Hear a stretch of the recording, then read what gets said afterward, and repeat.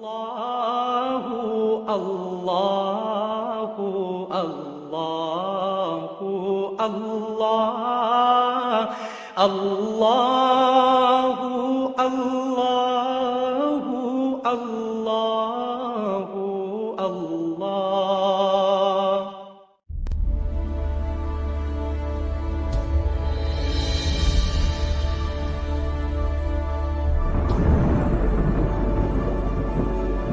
السلام علیکم ورحمۃ اللہ وبرکاتہ۔ فہم قرآن کورس کے سبق نمبر 10 میں رمضان قرآن کے سائے میں گزارنے والوں کا عزم کرنے والوں کو اہلا و سہلا مرحبا۔ دوسرے عشرے کا آغاز ہو گیا ہے اور رمضان تیزی کے ساتھ گزر رہا ہے۔ رمضان مبارک نیکیوں کا موسم بہار ہے۔ کوشش کریں کہ اس ماہ میں زیادہ سے زیادہ نیکیاں جمع کریں اور اپنے لیے ذخیرہ آخرت بنائیں۔ اس سے پہلے پچھلے سبق میں ہم پڑھ چکے ہیں وَلَقَدْ يَسَّرْنَا الْقُرْآنَ لِلذِّكْرِ خَيْرُكُم مَّن تَعَلَّمَ الْقُرْآنَ وَعَلَّمَهُ إِنَّمَا الْأَعْمَالُ بِالنِّيَّاتِ۔ ان تینوں کا ترجمہ آپ نے زبانی یاد کر کے ہمیں واٹس ایپ کرنا ہے۔ ناظرین، آج کے سبق میں ہم 3 چیزیں سیکھیں گے۔ سب سے پہلے تیاری کا جو بہترین طریقہ ہے اس کا پہلا ٹول ہے دعا۔ بار بار دعا کریں گے، اللہ رب العزت سے مانگیں گے تو انشاءاللہ اللہ تعالی ہمارا ذہن کھول دے گا۔ دوسری چیز ہے کہ اپنے تمام وسائل کو بروئے کار لائیں۔ جو اللہ نے آپ کو صلاحیتیں دی ہیں ان صلاحیتوں کو استعمال کریں قرآن سیکھنے کے لیے، انشاءاللہ یہ آپ کے لیے بہت فائدہ مند ہے۔ اور تیسری چیز ہے مسابقت کا جذبہ، یعنی فاستبقوا الخیرات، نیکیوں میں آگے بڑھنے کی کوشش کریں۔ آئیے چلتے ہیں اپنے سبق کی طرف۔ بار بار اپنے رب سے یہ دعا کیجئے، رب زدنی علما۔ دیکھیں، کائنات میں سب سے زیادہ علم نبی صلی اللہ علیہ وسلم کو دیا گیا۔ نبی صلی اللہ علیہ وآلہ وسلم اس دعا کو کثرت کے ساتھ پڑھا کرتے تھے، دن میں کئی دفعہ پڑھا کرتے تھے۔ آپ کو یہ دعا پڑھنے کی ضرورت نہیں تھی، لیکن صرف اس لیے تاکہ میری امت اس کو اپنا معمول بنائے۔ تو کیا ہم اس دعا کو روزانہ کئی دفعہ پڑھا کریں گے؟ انشاءاللہ تعالی۔ آئیے اس کا معنی اور مفہوم دیکھتے ہیں۔ رب، اے میرے رب۔ کون سا رب؟ وہ رب جو ہر چیز کا خیال رکھے ہوئے، جو پل پل میں ہماری پرورش کرنے والا ہے، ہمارے جسم کے کروڑوں خلیوں سے واقف ہے، تمام حالات سے، تمام کیفیات سے۔ اگر کوئی ہستی واقف ہے تو وہ کون ہے؟ اللہ تعالی۔ دنیا کے اندر لاکھوں اربوں کہکشائیں ہیں، مخلوقات ہیں، حیوانات، پرند چرند، انسان، جتنی بھی مخلوقات ہیں، ان تمام مخلوقات کا خیال کون رکھے ہوئے؟ ان کی پرورش کون کر رہا ہے؟ ان کی ساری کیفیات کو جاننے والا کون ہے؟ وہ میرا رب ہے۔ تو جب بھی رب کا ذکر آئے، جب بھی آپ نماز میں، قرآن میں پڑھیں، اللہ تعالیٰ کا ذکر پڑھیں، تو وہاں ضرور یاد کریں کہ وہ رب جس نے مجھ پر اتنی نعمتیں کی ہیں جن کا میں شکر بھی ادا نہیں کر سکتا، جو پل پل میں ذرے ذرے کی پرورش کرنے والا ہے۔ زدنی 2 لفظوں کا مجموعہ ہے۔ زد کے معنی زیادہ کر، نی مجھ کو، زدنی زیادہ کر مجھے، علم علم میں۔ اردو میں ترجمہ کرتے وقت ہم کہیں گے علم میں، اے اللہ میرے علم میں اضافہ فرما۔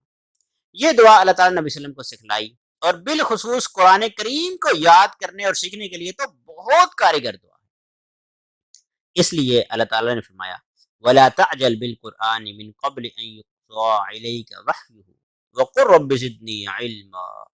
لہذا آپ کو چاہیے کہ کثرت سے یہ دعا پڑھیں، اور یہ دعا دل سے پڑھیں، ہر نماز سے پہلے، بعد میں پڑھیں، اس نیت سے پڑھیں کہ اللہ تعالیٰ آپ کو بھی قرآن کریم کی سمجھ عطا کرے اور ہمیں اس پر عمل کرنا نصیب کرے۔ تو یہ صرف کہنے سے نہیں بلکہ کرنے سے ہے۔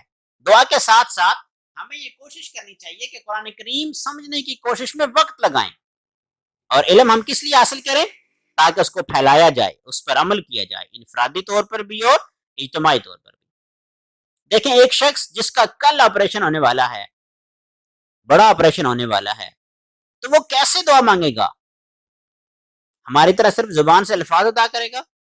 نہیں، گڑ گڑا کر، رو رو کر دعائیں مانگے گا۔ ایک شخص جو کئی دن کا بھوکا ہو، وہ اپنے رب سے کیسے مانگے گا، کیسی پکار کرے گا؟ اس تڑپ کے ساتھ، اس شدت کے ساتھ، دل سے اور بار بار یہ دعا کریں، وہی ہم میں بھی ہو کہ اے اللہ جہالت کی بیماری سے نجات دے۔ اس لیے کہ دیکھیں قرآن مجید ہی ہماری سمجھ میں نہیں آتا، ہمارے گھر میں ہر گھر کے اندر قرآن پڑھا ہے، اور ہمیں دنیا کے کتنے ہی علوم آتے ہیں، لیکن نہیں آتا تو قرآن نہیں آتا، قرآن کا علم نہیں آتا۔ تو اس لیے ہم بار بار اپنے رب سے دعا کریں گے کہ اے اللہ ہمیں علم عطا فرما، اور سب سے اہم علم جو ہے وہ قرآن کا علم ہے۔ تو قرآن کا علم سیکھنے کے لیے بار بار یہ دعا کریں، رب زدنی علما، تصور، احساس اور دعا کے ساتھ پریکٹس کریں گے، رب زدنی علما، اے میرے رب مجھے علم میں زیادہ کر، یعنی مجھے زیادہ علم سکھا۔ دوسرا، قلم اور سارے وسائل کا استعمال کریں، اس لیے کہ اللہ تعالیٰ نے فرمایا الذی علم بالقلم، جس نے سکھایا قلم سے۔ الذی کے معنی ہوتا ہے وہ، جو، جس نے۔ 304 دفعہ یہ حرف قرآن میں آیا ہے۔ الذی کی جمع آتی ہے الذین، الذی وہ، جو، تو الذین وہ سب، ان سب کا جو، جیسے ہم کہتے ہیں صراط الذین، جیسے ہم کہتے ہیں صراط الذین انعمت علیہم۔ اچھا، علم، خیرکم من تعلم القرآن وعلم پڑھ چکے ہیں۔ تعلم کے معنی ہوتا ہے سیکھنا، اور علم کا مطلب سکھایا۔ تو سب سے پہلے ہم نے سیکھنا ہے، اور اس کے بعد ہم نے کیا کرنا ہے؟ سکھانا ہے۔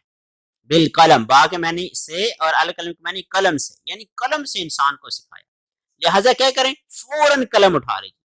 اس سے پہلے بھی آپ نے لاکھوں کروڑوں الفاظ لکھے ہوں گے، لیکن اب آپ کیا لکھیں گے؟ قرآن کریم اور عربی سیکھنے کے لیے بھی قلم استعمال کریں اور اسے ایک عادت بنا لیں۔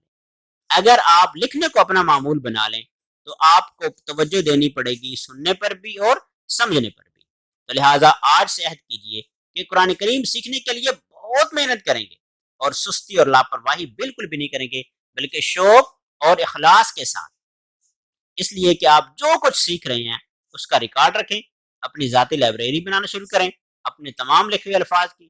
اور اس امت میں سب سے کم علم ہے تو وہ قرآن کریم کا، جس کی پہلی وحی ہے اور اس میں سکھایا گیا الذی علم بالقلم۔ ترجمہ کریں ذرا، جس نے سکھایا قلم سے،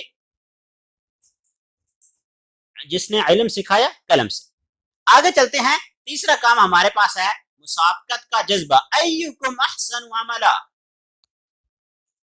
ایکم، ایک مطلب ہوتا ہے کون، اور کم آپ پڑھ چکے ہیں، اس کا مطلب ہے تم۔ ایکم، تم میں سے کون، احسن، بہتر ہے۔ احسن کے معنی ہیں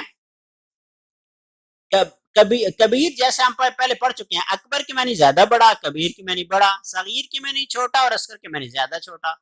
اسی طرح حسن کا معنی ہے اچھا، اور احسن کا معنی زیادہ اچھا، بہترین۔ اور عمل جو ہے اس کی جمع ہے اعمال، جیسے آپ کل پڑھ چکے ہیں انما الاعمال بالنیات۔